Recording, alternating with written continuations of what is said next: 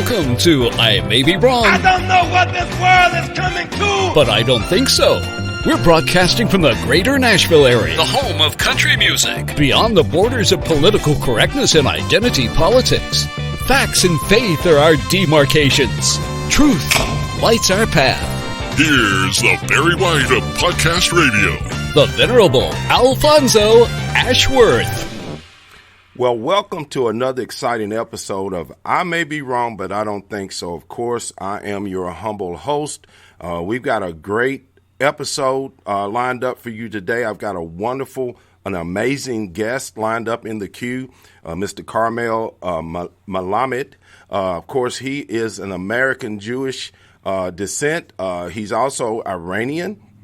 He's going to be talking about some things today that should be very concerning to all Christians, to all Americans, and we will be bringing him on in just a second. He's got a wonderful story to tell and share. But if you missed the State of the Union address last night, you missed one of the best speeches at the State of the Union that I have witnessed in my lifetime, and that includes Ronald Reagan, and I'm a huge fan of Reagan, but President Trump was just phenomenal. And then the fact that he tied it all together in making America all that she can be, and he celebrated so many people's lives.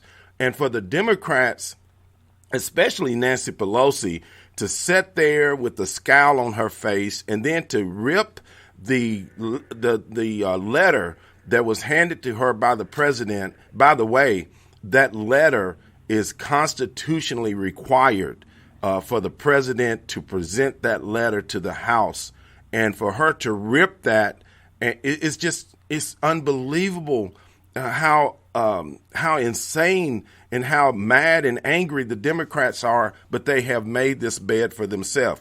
But before we get started, I want to welcome you to the show. Of course, you can join me every Wednesday live at I May Be Wrong, but I Don't Think So. Of course, you can also join me on Facebook Live. I see that Carl Edis Mitchell III has joined us there. And, of course, he said the speech was awesome, and he is 100% on the money.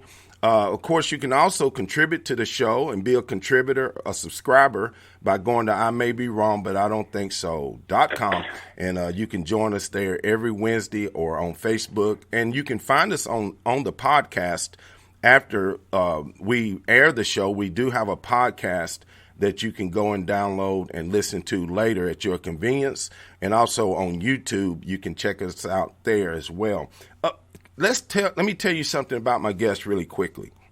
He's an award-winning international publicist, published journalist, activist, speaker, an attorney based in Los Angeles. Born in Iran, Melamed fled that country at a young age after the Iranian Revolution with his family to escape persecution from Iran's newly established Islamic regime. As a journalist since 2000, he has given a new voice to the emerging and successful Iranian American community living in the United States, as well as having covered issues relating to Iran and the Middle East. His articles have appeared in Jerusalem Post, JTA, International Wire News Service, Times of Israel, and other news services in Orange County Register, as well as a whole host of other prominent online publications. Of course, I'm going to let him tell you more because it is so much more to be said. I want to welcome to the show, of course, my friend and fellow warrior in the good fight of faith, Karmel Melamed. Welcome to the show, Karmel. Thank you so much. I may be not pronouncing your name correctly, so for the audience, say your name the way it should be said. Karmel Melamed. Melamed. Okay, very good. Of course, I want to welcome you to the show today, and you got a lot, man. I've read your story, and it just touched me so much about your family story and what you have been through and what your family has been through. And to make it to America and be able to live and tell people about it, let's get right into this.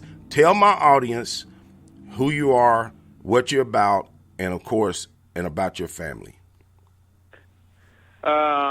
For the last 20 years, I've been a freelance reporter covering the Iranian American community, primarily in Southern California, but throughout the country, and likewise reporting on the activities of the Iranian regime, some of their human rights abuses against Jews, Christians, Muslims, Baha'is, a lot of their nefarious activities as far as terrorism and just their spread of evil through the whole world, in an attempt to educate Americans on this evil that this regime is all about in Iran. As far as my own family, about 40 years ago this year, my father's relative, the 30-year-old gentleman, the Jewish faith, as our family is from the Jewish faith, was arrested by the regime's thugs. And they wanted to confiscate his family's hotel, and as a result, they put him in front of a firing squad and they executed him. His crime was that he was a Jew. He was a wealthy Jew, and they wanted to get him out of the picture so they could get their hands on the hotel, the multi-million-dollar hotel in the heart of Tehran. And my father, wanting to give him a decent burial, he was going to be buried with the other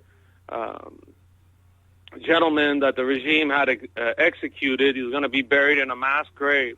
My father wanted to give him a decent burial. He was a friend, he was a relative, and he went with another gentleman to the morgue in Iran after the execution. They asked for the body. They said, please give us the body of this gentleman. He's our friend, he's our relative. We'd like to give him a decent burial. And they said, no way, get out of here. This man is an infidel. He's spied for Israel, he's spied for America. We're not giving you the body, they were total lies. He was not politically connected. He was just an average guy, and they wrongfully executed him. And unfortunately, they did not give the body to my father, and they demanded money for the bullet that they used to execute him. They said, you better bring 50,000 Iranian currency at that time and give that money to us to pay for the bullet that we used to execute this infidel. Wow. Don't ask me how, but somehow my father and this other gentleman were able to raise that money, gather that money, cash, not check. He gave the money, they got the body, gave him a decent burial, and then within 2 weeks, my family fled Iran. We left behind everything. Our home, our property, our lives. Our family have been living in Iran for 2,500 years. Is that something? Is that something you regret, or that your family regretted after they escaped? Did they ever have misgivings about leaving Iran? Not at all. Not at all. They realized that after our relative was executed, that country was not a place of any kind of law and order. They would never be able to maintain their family, grow their family, live in peace and decency. This regime proved to be one that had no mercy on anyone, let alone our family who were non-Muslim. And we were just one of thousands of families of all faiths that fled Iran and basically came to America with nothing. We started from zero, and I was, almost 2 years old, so I have no recollection of this trauma. But my parents still remember all of these very painful memories, and my father, after 40 years, still has nightmares. He still remembers this relative that was executed, and I've made it my duty to speak out against this regime, tell Americans what happened to my family and the families of thousands of other Iranians and those that have been affected by the pure, sheer evil of this regime. And how does this relate to what we're experiencing today in the Middle East and the peace talks that are currently going on between our country, Israel, and the Palestinians, how important is it that President Trump is successful in this journey to bring peace to the Middle East and to deal with the Iranians, as of course, with what's happening there at the moment? Well, it's critical because if your audience is aware, Iranian regime today is the largest funder and sponsor of terrorism in the entire Middle East. For the last 5 or 10 years, they've undertaken a huge hegemonic war. They've taken war to Yemen, Syria, Iraq, Lebanon. They've funded terrorists like Hamas and Hezbollah that have been attacking Israel. They have basically been giving the lifeline of survival, of money, of funds to the terrorists throughout the Middle East. And if our administration, if the current administration wants to have success in forging peace between the Palestinians and the Israelis, they need to cut off a source of revenue that's going to the terrorists that are preventing this peace from occurring, that are inhibiting the sides from coming together, and they're basically advancing the violence. To stop that cycle of violence, you got to cut off the money. But where's the money coming from? Money's coming from, the majority of it is coming from Iran and that radical Shiite regime. So we have to deal with Iran some way or another. And the administration has done a great job of putting sanctions on them to hopefully slowing down the flow of revenue that's going to these terrorist groups. But more needs to be done because this regime is pouring money, millions and millions of dollars of money into the coffers of the terrorists instead of helping the people of Iran. I would say that a large portion of that money is coming from some of our allies who we have been trying to encourage to help us stop Iran from building a bomb and also from attacking its neighbors in the Middle East. And we, as President Trump has so strongly emphasized, that we're not going to turn our backs on Israel.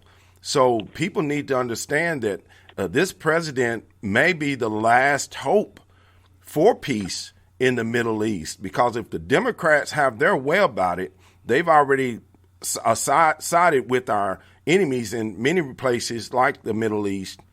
And I don't think we have any other option except to back this president. Now, let's talk about your own personal message that you want to give to Christians. Of course, you being of Jewish descent, and as you said, your family had been in Iran for 2,500 years. You have a distinct opportunity to give a message, maybe to Christians, especially Americans. What is the warning that you would like to give to American Christians and Christians around the world? Our mutual friend, Pastor Dimasani Washington of Christians United for Israel, has one of the best comments that he's made. He always says, first they came after the Saturday people, and now they're coming after the Sunday people. And that is what's going on right now with the Iranian regime. 40 years ago, they came after the Jews of Iran. Our community was 80,000 strong. And we had been in Iran for 2,500 years, from the time of Nebuchadnezzar in the Bible. Wow. And we were uprooted. We were forced out. We had many of our community members executed, arrested, and we fled Iran. Now, after 40 years, the regime is going after the Christians in Iran. They have a very, very organized campaign to execute, imprison, torture, remove the Christians in Iran. And they are not just those that are born Christian, such as the Assyrians and the Armenians, but they're going after converts, people that were Muslim and embraced Christianity. They embrace the gospel of Christ, and they are persecuting these Christians. My goal as an activist, regardless of my faith, is to raise awareness. Wake up, Christian community in America and Europe. You have to speak out against this evil from the regime. What did these Christians in Iran do? They did nothing but pray and try to spread the gospel of Christ, which is a message of peace, love, harmony, coexistence.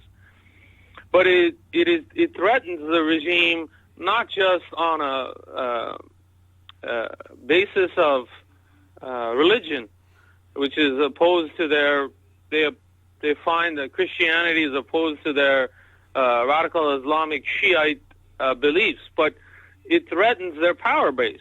The regime's power centers around their radical Islamic religion.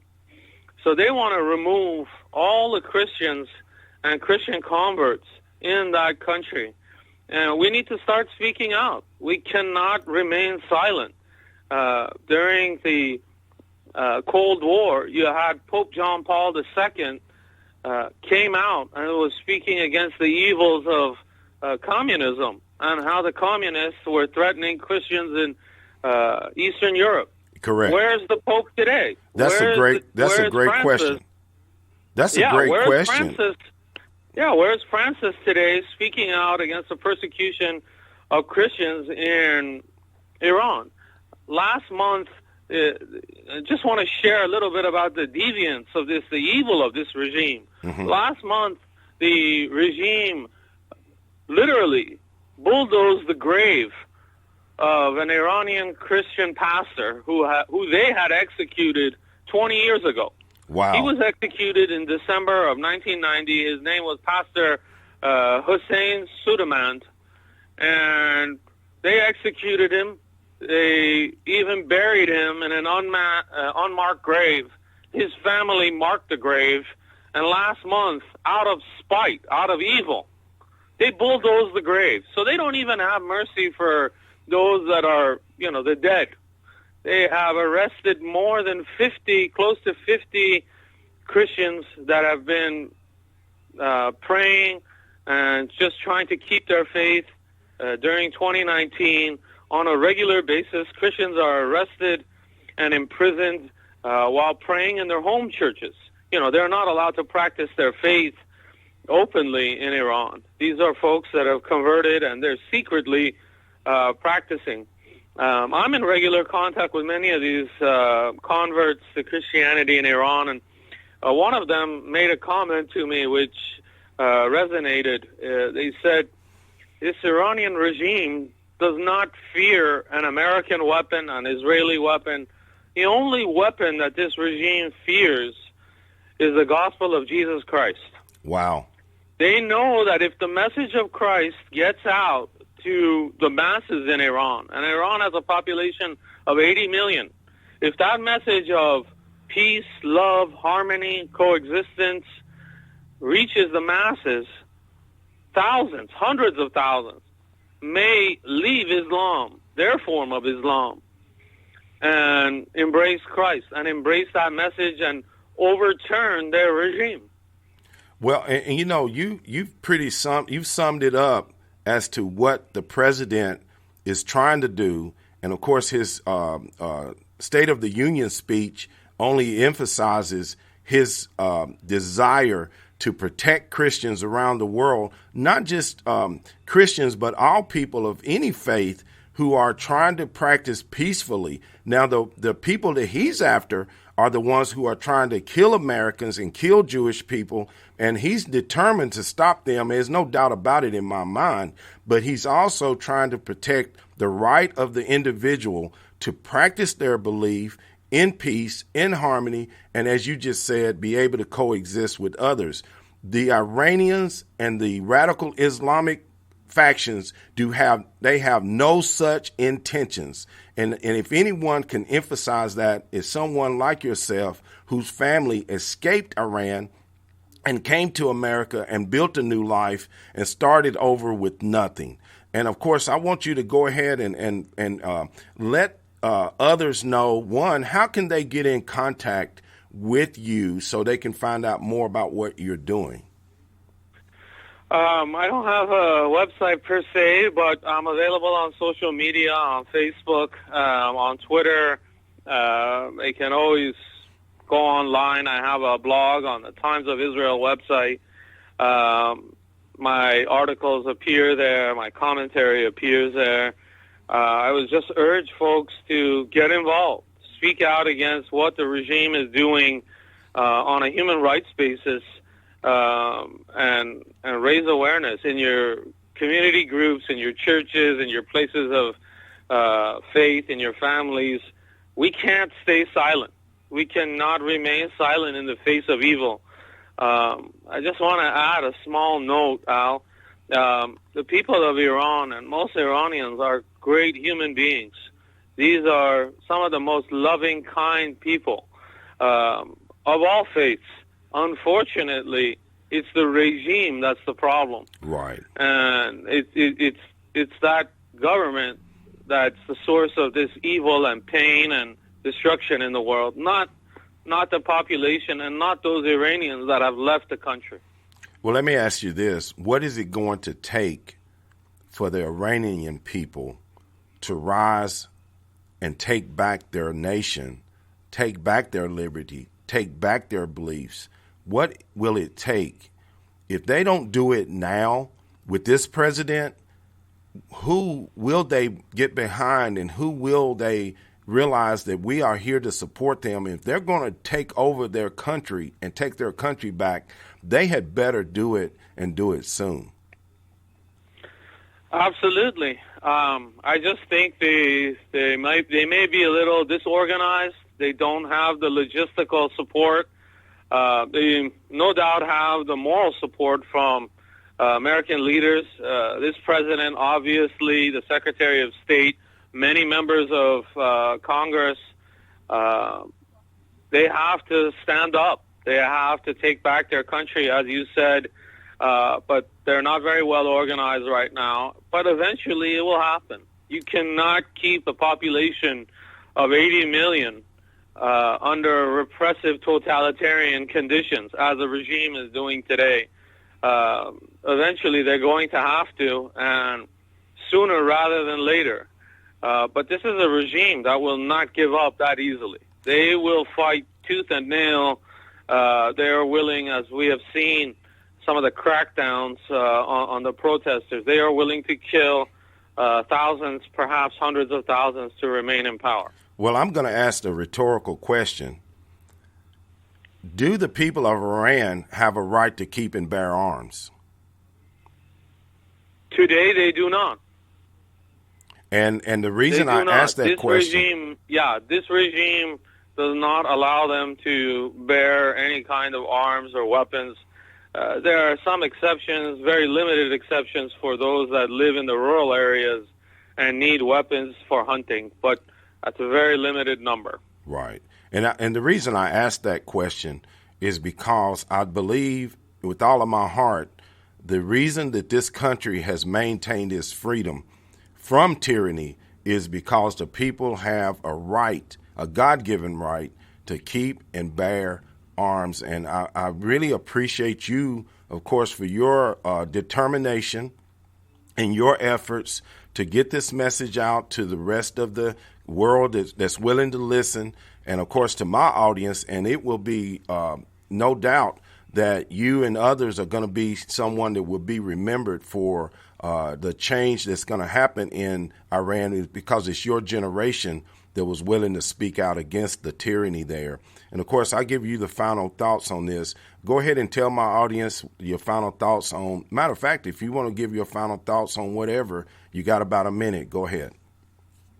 Thank you, Al. Thank you for having me on your show, allowing this message about what's going on in Iran to reach your audience and the larger American community. My message is very simple. We need to stand with the people of Iran, give them moral support, give them political support, encourage our elected officials to help them to overthrow this regime They have no love for the Ayatollahs. They love America. They want to be a part of the free world. We just need to empower them. We need to support them in all ways possible. And we need to expeditiously bring an end to this evil regime in Iran, because it is a source of trouble, not just for the Middle East, but long-term for the world. Well, you know what? I really thank you. I want to appreciate you, and I want to tell the world that we need to support people all around the world that are for freedom. And Karmel, I just want to thank you for coming on today. Thank you, sir. God bless you. Of course, that was my friend Karmel Melamed. I've known him since the days of Lion Chasers Radio. He was on the show with Lonnie Poindexter many times. I also met him through Dumasani, Washington. Dumasani's been on the show, and I hope to get him back on soon to talk about what's happening also with these Middle East talks. And hopefully we'll get him back on. But, of course, folks, I wanted to show you something. This here, one of my bumper stickers that someone recently gave me. I want to thank Christy for giving me this bumper sticker. And also, here's another that someone shared with me, Trump in 2020. Don't forget, this election is going to be an election of the soul and the spirit of this nation is at stake. It's no doubt about it. I mean, look what the Democrats are for. They for abortion. They're for big government control. They're anti-civil rights in a sense, because they're anti-rights against you keeping and bear arms. And in some cases, they're against you having the right to speak your mind. They're trying to shut it down in our institutions of higher learning. Some people are no longer allowed to go on and have their voices heard. And I think that we need to be aware of that this is something that they're not going to just go away and just be at peace with others. They say, they tell President Trump he needs to be more willing to come across the aisle and make peace and unite the country. Well, how can a person unite the country? That's like asking a person on death row to send the prosecution a love letter and a box of candy. President Trump has tried to reach across to the Democrats. He's offered them offered them peace. They've offered them an opportunity to have peace, but they continue to reject him. And now they're trying to remove him from office, and unsuccessfully, I may add. Of course, I want to thank all of you that have supported my show. I may be wrong, but I don't think so. We want you to continue to do so. You can also, I see that Cecil has posted something in the chat room that says, thank you, Al and Mr. Melamed. Missed the main part of this, going back to watch and listen. Yes, you can watch this in the re-air on Facebook, and you can also find it on YouTube if you want the video version. And if you want the podcast, you can find it on all the major podcasts and also on my website at I may be wrong, but I don't think so, .com. And while you're there, consider helping us. We have merchandise, and also consider being a contributor to our show. We need more support from shows and programs like this. And I want to, of course, say a special prayer for our friend and fellow conservative, Rush Limbaugh, who is battling stage 4 breast cancer. I know what that's like. And when you're dealing with that disease, it's a horrible disease. And, of course, we pray for everyone in this country that's dealing with cancer. And it touches every family across the nation, across the world. And, of course, we want to keep him in our prayers. And I thought it was a wonderful gesture last night in honor for the president to present him with the highest civilian medal that the government can give. Of course, want to thank you for chiming in today and being a part of the show, coming in on the chat room, also coming in on Facebook. Continue to support us, and we will continue to support you. I want to say God bless America, God bless our children, and peace. You've been listening to Alfonso Ashworth, the Barry White of Podcast Radio. Go forth and share his message. I may be wrong, but I don't think so. Remember, no two people can ever occupy the same place at the same time. You were uniquely and wonderfully made. Born an original. Don't die a copy. God bless. Peace.